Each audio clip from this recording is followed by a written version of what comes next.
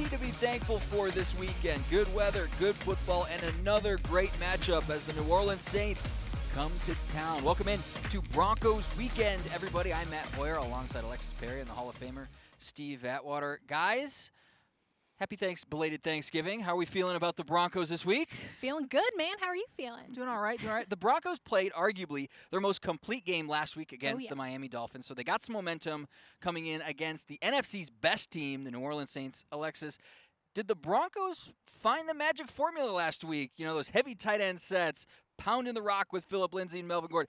Is that the formula that the Broncos need this week? How should they be approaching this week? Yeah, to go off our Thanksgiving theme here, I think the Broncos found their winning recipe last week. A stout defense and a perfectly balanced offense. Now, this is something that I mentioned on the Snap podcast earlier this week. The Broncos really held a masterclass on how to dominate the line of scrimmage. When you talk about the defense, they only allowed 56 rushing yards on 17 carries, which is absolutely outstanding. Now, on the offensive side of the ball, these guys executed a really impressive and creative game plan from Pat Shurmur. Just everything about it, from the 12 personnel, like you mentioned, we saw that 30% more than what we're used to seeing. We saw a little vintage throwback to the Lombardi sweep that really helped the run game get going with Melvin Gordon and Phillip Lindsay. It was perfectly balanced. 31 carries for those guys, 30 passing attempts from Drew Lock. It was a thing of beauty, you guys. And I think this week they can just make some tweaks, a few changes, and kind of apply the same recipe against the Saints. As the New Orleans Saints come in, Broncos country, they're going to be looking at the quarterback position. Obviously, we'll get to that in a second. But number 17 in gold and black, yes. Emmanuel Sanders, returns to face his former team. Now, how motivated do you think Emmanuel Sanders is, and how are the Saints using him? Yeah, well, I think he will be extremely motivated. He wants to still prove that, hey, I'm a starting wide receiver. I'm a wide receiver one, and you guys shouldn't have gotten rid of me. Any team that gets rid of you for whatever reason, whether it be a trade or, they release you, whatever, the players want to prove to them that they belong with that team. And I think he's going to come out here with the chip on his shoulder. Yeah, there's no bad blood, but still, he wants to prove that he's still the man. And he is. He's doing a great job with the New Orleans Saints. He's fit right in. And as you know, he's a student of the game. He knows that offense really well, runs really crisp routes, and he has great hands. He's a great receiver, and they've been utilizing him. So, yeah, I know we're going to have our hands full with him. He and Michael Thomas. Michael Thomas has been battling some injuries, but they have a really good receiving core. The guy tasked with getting Sanders the ball this week isn't Drew Brees. It's Taysom Hill as we look at that quarterback matchup. Taysom Hill and Drew Lock in the quarterback spotlight this week. Alexis, let's get to Lock first, because he looked calm, in control of the offense, got sustained drives after that first initial interception. So what does Lock need to keep in mind with this vaunted Saints defense coming to town? Yeah, I really want to point out the way that Drew Lock bounced back from that tough start, given the fact that, after throwing 4 picks the week before, going out, throwing an interception on your first drive, then going 3 and out on your second drive, that could have escalated quickly, you guys, but it didn't. He showed grit. He showed poise. He did exactly what the Broncos want their young quarterback to do in that situation. Now, things are going to be difficult this week. He's going up against one of the best defenses in the league. These guys have only allowed a single touchdown in the last 3 games. Their front 7, outstanding. So I think for him this week, he really needs to focus on his pre-snap reads. I think, like Dalton Reisner mentioned last week against the Dolphins, he made some kind of changes, play calling changes on the fly that really worked well for them against the Dolphins. He's going to need to do that this week. So trust your offensive line, go through your progressions, make a play with your arm if you can. If not, use your legs. We'll figure it out. I have faith in Drew Lock this week. He's going to be great. There we go. Steve, on the other side of the ball, Taysom Hill threw it better than a lot of people expected last week. Better than I expected. 233 yards.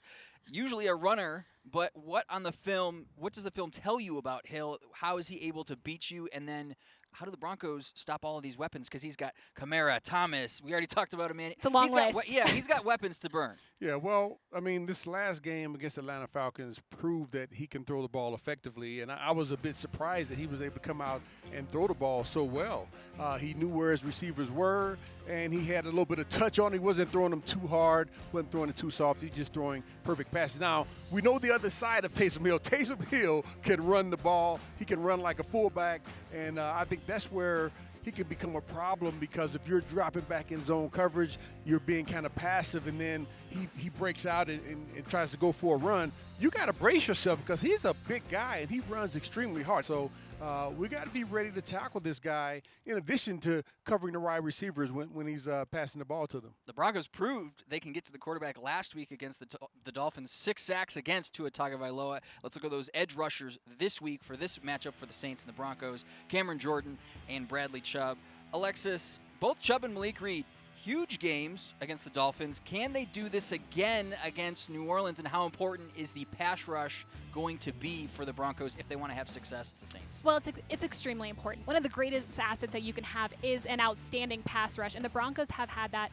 Specifically this last game, Bradley Chubb with a sack and 4 pressures. Malik Reed, he had a sack and a half. He now has 6.5 sacks and 14.5 disruptions in his last 6 games. So that guy is absolutely balling, you guys. But it is going to be a little bit harder this week. The Saints offensive line, outstanding. Taysom Hill, like we mentioned, he can make plays with his legs. So it's going to be a little bit tougher for that front four to get to him straight up. I think Vic Fangio is going to have another really good game plan going into this one to really confuse Hill. But I think Bradley Chubb and Malik Reed, they're going to be looking to that Broncos secondary to really take away any and all options, because Taysom Hill, like we mentioned, he has plenty of weapons. Got to take those guys away in order for Chubb and Reed to be able to get home. Steve, on the flip side, Cameron Jordan and that Saints defense, it's scary. I mean, they got after the quarterback 8 times. They sacked Matt Ryan 8 times in that Falcons game. Woof. Why are they so tough? Because typically we think about the Saints offense, and their defense doesn't usually get a lot of love. Yeah, well, they've been running the same defense for quite a while. Dennis Allen has been there for a while. He's a really good defensive coordinator.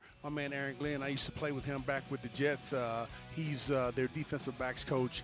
They're a well-oiled machine, and the players have stepped up, and they're making plays. Cam Jordan doing his thing. Malcolm Jenkins, Janoris Jenkins, both of those guys. David Onyemata, he's coming, up the middle. In addition to that, just like the Miami Dolphins, they disguise their coverages. They'll have 7, 8 guys on the line of scrimmage, pull a lot of the guys out and only rush 4, but still they can get pressure with 4 because most of the time the offensive linemen get confused by who they need to block. And that's one of the things we got to do, make sure that we're blocking the right guy. We're not letting anybody go scot-free just because they disguised it. Broncos did a great job identifying defense They like did. that against the Miami Dolphins. Hopefully we see a little bit of the same thing. Yeah, the same recipe here as we face the Saints.